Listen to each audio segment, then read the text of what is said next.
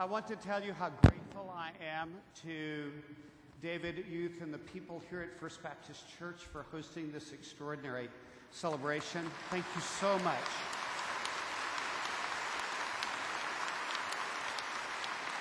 But I also want you to know that this is not, to be here is not merely a matter of convenience because of the size of the church. I really hope that this is a very clear public signal that we, along with the rest of the leadership in the Diocese of Central Florida, regardless of their denominational tradition, can stand together for the sake of the gospel of Jesus Christ.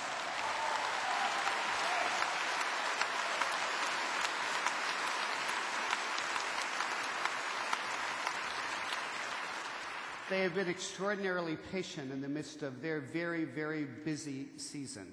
And because that's the case, we'll be moving along rather quickly from this point through the end of the service.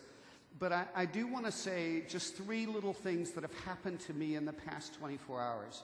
One was last night there was a gathering and bishops were present and others, and Bill and Chris Falwell were present, who ordained me to the priesthood.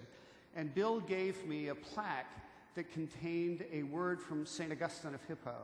And he talked about the distinction between your bishop as an office and your brother as a Christian. And my commitment to you is to never to confuse those two. We stand together as brothers and sisters in Christ. I lead in the office given to me as a bishop. And anything other than that is an invitation either to incompetence or arrogance. And God, I hope that neither is ever the case.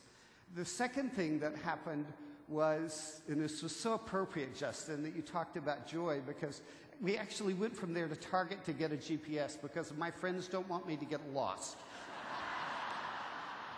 So we were in Target late last night, and I was just so excited. They all attributed it to too much caffeine. But literally, it was like we were dancing Fred Astaire down the aisle of Target. And it was so much fun.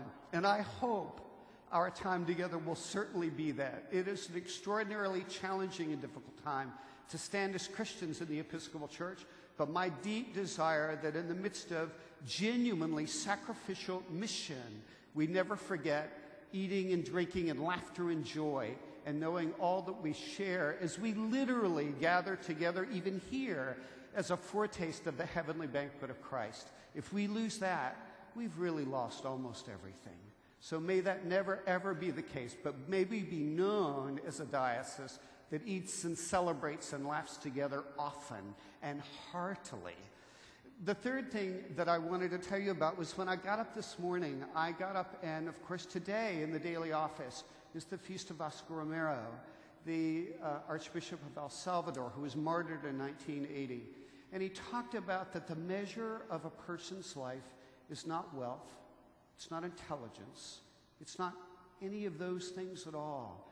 It's just that as we are grafted into Christ, that is, in fact, the measure of our work. And it is because of that we are called to walk the very sacrificial road of what it means to be a follower of Jesus, even in very, very difficult times.